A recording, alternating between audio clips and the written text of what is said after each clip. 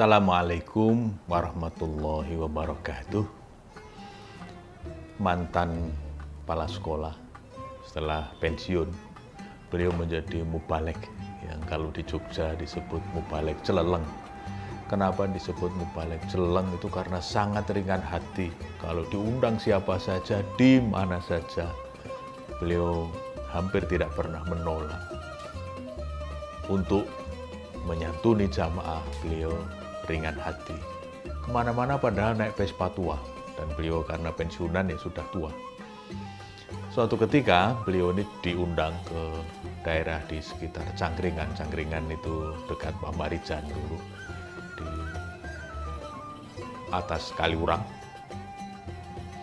Pada malam Selasa, saya masih ingat malam Selasa, pengajian dijanjikan malam Selasa. Beliau naik Vespa dari pusat kota Jogja, naik ke atas, ke Cangkringan, ke dekat Kaliurang. Sampai di sana masjidnya sepi, tutup, tidak ada siapa-siapa, gelap. Lalu beliau tanya ke tetangga sebelah di masjid itu, ada seseorang yang ditanya, apa betul sini masjid ini ada pengajian? Oh iya Pak, semula memang direncanakan ada pengajian, tetapi karena bersamaan dengan ada edisi terakhir Ketoprak Sayembara, karena waktu itu di DPRI ada Sayembara Ketoprak, maka kemudian pengajian diundur. Kapan? Malam Selasa depan. Oh ya, beliau lalu pulang lagi. Jadi beliau ini dibatalkan pengajiannya, tetapi tidak diberitahu. Mungkin zaman dulu kan tidak terlalu banyak telepon atau apalagi gadget seperti sekarang. Tidak diberitahu.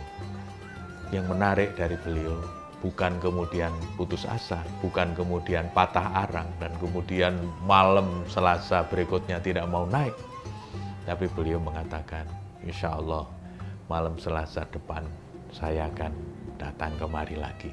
Pakai Vespanya tua, malam Selasa berikutnya beliau datang tanpa amarah, tanpa ada ganjalan apapun. Ketika ditanya, kenapa Ustadz bersedia diperlakukan seperti itu?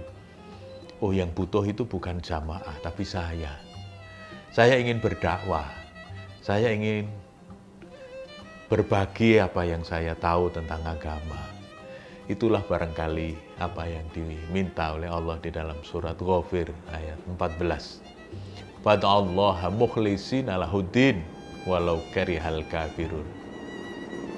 Maka beribadahlah kepada Allah dengan tulus ikhlas, beragama kepadanya, walau karihal kafirun, walaupun orang-orang kafir tidak suka, walaupun orang-orang biasa biasanya tidak bisa melakukannya.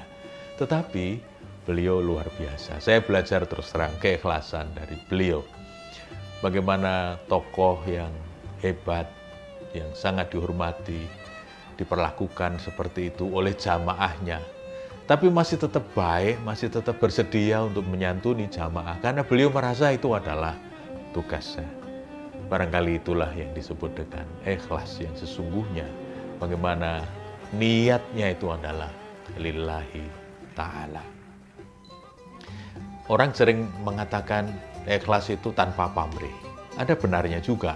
Bahkan kemudian memberi perumpamaan, memberi kiasnya begini. Ikhlas itu seperti orang ke belakang. Jadi kalau sudah mengeluarkan sesuatu, udah tidak diingat-ingat lagi. Saya sejak dulu sebetulnya ada sesuatu yang aneh di hati, yang nggak sreg.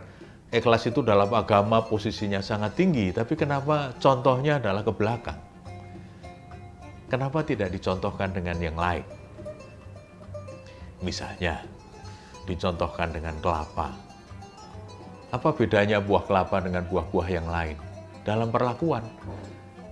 Kalau buah-buah yang lain, misalnya anggur, jeruk, apel, itu pasti diperlakukan dengan terhormat. Dipetik, dicuci, ditaruh di tempat buah, dihidangkan di atas meja. Semuanya diperlakukan dengan sangat baik. Tapi coba kalau buah kelapa, sudah ngambilnya pakai parang, nanti dibiarkan jatuh ke bawah, tidak ada yang berani nangkap buah kelapa dari bawah. Dan kalau sudah sampai di bawah, kemudian cuma ditaruh di sudut dapur yang kotor. Tapi nanti kalau diperlukan, kelapa itu diambil, dibelah, dikupas, dan kemudian masih juga diparut, diperas sampai keluar santannya. Nah, santan itulah yang biasanya oleh ibu-ibu sering dipakai untuk masak. Ada masak rendang, ada masak jangan lodeh, ya sayur lodeh atau apapun, kare. Nah, ketika ibu-ibu memasak ditanya, masak apa Bu? Jawabannya biasanya kalau tidak lodeh, kare, gulai, dan sebagainya. Tapi tidak pernah menjawab memasak kelapa. Maka kalau kita ibarat kelapa, diperlakukan tidak semestinya, diperlakukan tidak adil. Misalnya, kalau diperlukan dipanggil, tapi nanti namanya tidak pernah disebut. Kalau kita tidak sakit hati, karena semua itu kita lakukan lillah, nah itu baru ikhlas, itu baru kelapa. Maka berbeda dengan tanpa pamrih, sebetulnya ikhlas itu ada 3 cirinya. Yang pertama, ikhlasun niyah. Memang niatnya yang ikhlas, niatnya yang bersih, tulus. Nah, tetapi bukan sekedar tanpa pamrih, tetapi pamrihnya cuma satu, yaitu lillah. Ingin mendapatkan ridho dari Allah Subhanahu wa Ta'ala. Jadi semua itu dilakukan lillah. Maka mubalik kita tadi yang saya ceritakan, diperlakukan seperti itu oleh jamaahnya. Kenapa bersedia datang lagi? Karena dia lillah.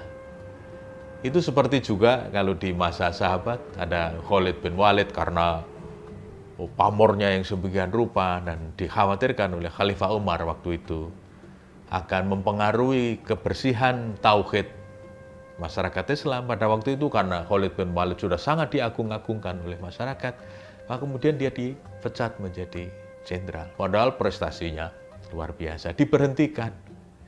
Tapi pada saat kemudian ada tugas, ada pertempuran berikutnya,